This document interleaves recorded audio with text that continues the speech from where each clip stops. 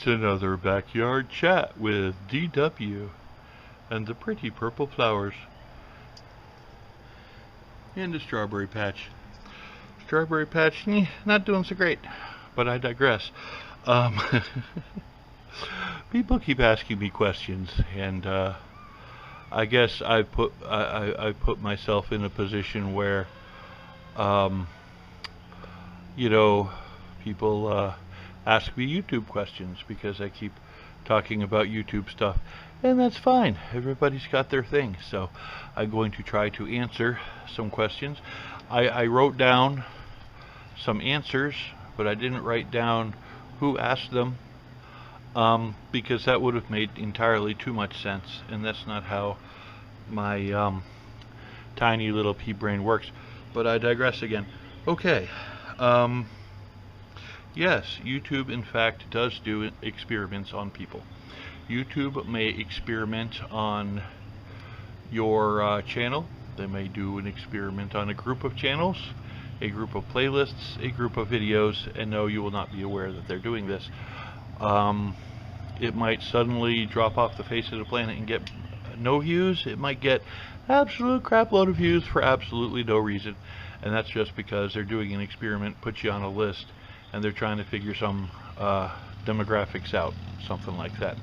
Yes, it is entirely annoying, but they do it quite regularly. Before they implement changes, they'll take study groups, and they will study, and that's what they do. It's actually in the terms of service that YouTube has the right to engage in how did they word it? I don't remember how they worded it, but read the terms of service. It's very enlightening stuff.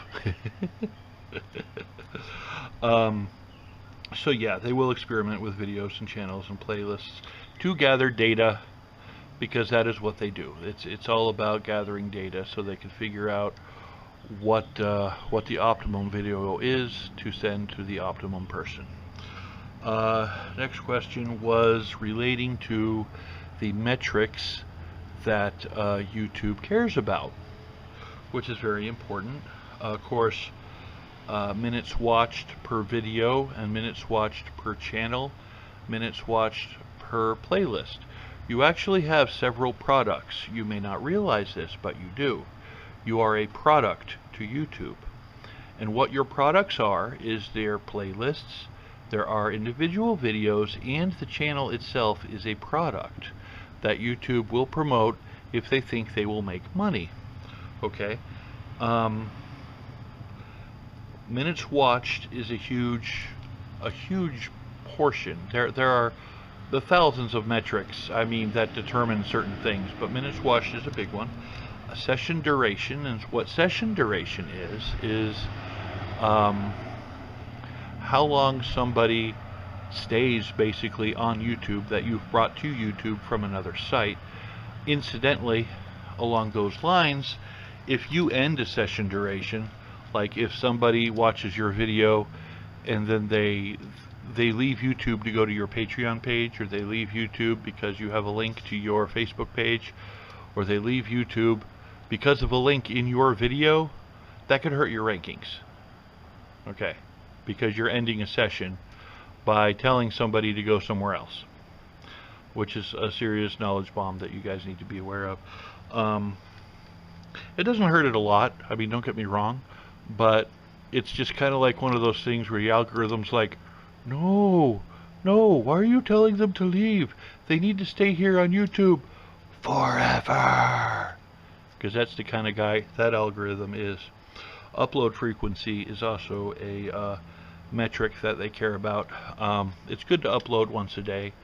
If you get inspired one day, make a bunch of videos and have them scheduled. It's probably the best way to do it. They also consider making a playlist as an upload. They also consider tweaking and changing things on your site. So if you don't upload something, at least you could swap around some photos on your main page, or or move some playlists around on the main page or something like that. It'll help. You know, you don't, like I said, there is a penalty for ending a session, diverting people away from YouTube. It's not something you want to do. You don't have a lot of links for a lot of other sites, and I just found this out recently, and I'm totally guilty of that. And I actually need to take some of my links off of YouTube that are just frivolous, you know, that don't really have anything to do with the company I'm representing or my stores or anything like that. So.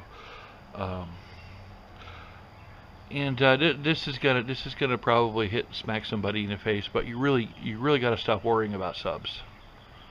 Okay, subs are not what gets you views. Subs, good solid subs, are what gets you positive feedback, which yes is important, but subs aren't going to bring in the majority of your views. They never really have. The majority of your views comes in from these other metrics that I've talked about briefly, and basically the YouTube search itself. So you want to focus on YouTube search, you know, having your videos be searchable, having good solid tags, having good solid description, and the title matching the tags, and they even know whether or not you've spent time making a nifty thumbnail. So that's something I've been kind of working on the side, making nifty thumbnails. And you know, when I started going back, fixing some old videos, you know, making new thumbnails and moving some things around and just adjusting and updating, my views actually went up a little bit recently because of that. So, you know, it doesn't hurt to just go back over your content and just see if there's something you can tweak, you know, make a little better, something like that. Don't worry about subs necessarily being notified every single time you upload a video. You should be worrying about YouTube promoting your stuff, and YouTube will promote your stuff as long as they can see it and they think it's going to be popular. You know, if you don't tag your videos, YouTube is not going to promote that video. Okay, if there's no description, or if the description doesn't match the title, YouTube's going to be like, well, this probably isn't a quality product, so we're probably not going to pursue this in the search results. Got to think of those things.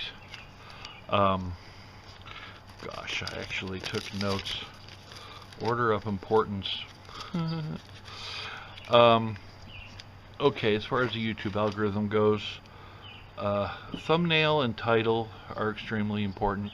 The thumbnail isn't as important for the algorithm, but it's important for viewers, actually catching somebody's eye. The algorithm, although it knows if you have a thumbnail or not, and it can tell if you have a quality thumbnail or not, it doesn't necessarily know what that thumbnail is. That's kind of up for the viewer. So when you make a video, it's best to try to have a photo that represents the video as best as possible. And another very important dynamic that YouTube really likes is they really like people making playlists. And the reason why is because YouTube deals in bulk. They want people to watch as much stuff as possible. Okay?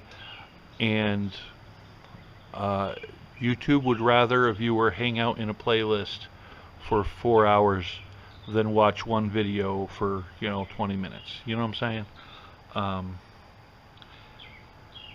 And like I said, YouTube does not promote untagged videos.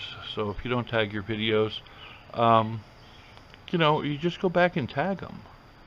It's really all you got to do. I mean, it's not like, you're not doing it wrong. You just need to fix it. I mean, it's not particularly hard to do. If somebody wants to know how, I'll be glad to do a tutorial video on how to tag an old video or something like that needs tagged. That's no problem. And the cards are basically those little things during a video that pop up and say, you know, hey, you might like this video too, or you might have like a little poll in there, something like that. Anything that'll keep the audience engaged. Now, it's good to put a card.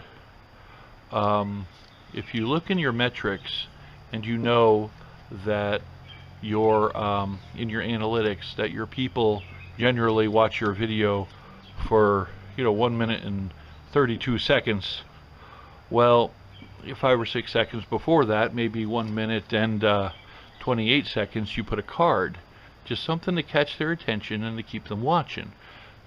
Maybe something like I said, a poll, or a suggested video, something like that. But cards are kind of important. I don't utilize them as much as I should, but I know they're important. I utilize them on videos that I think are popular, but I don't usually, for just a regular daily video, I don't usually bother with that unless it starts getting some views and hits. And you got to watch your stuff, because if something is getting views and hits, you want to keep that momentum going, and a good way to do that is to tweak it. You add a couple cards in there. You throw in a couple suggested videos, something like that. If you see a video kind of on the rise, tweak it. Maybe add a couple more keywords, something like that.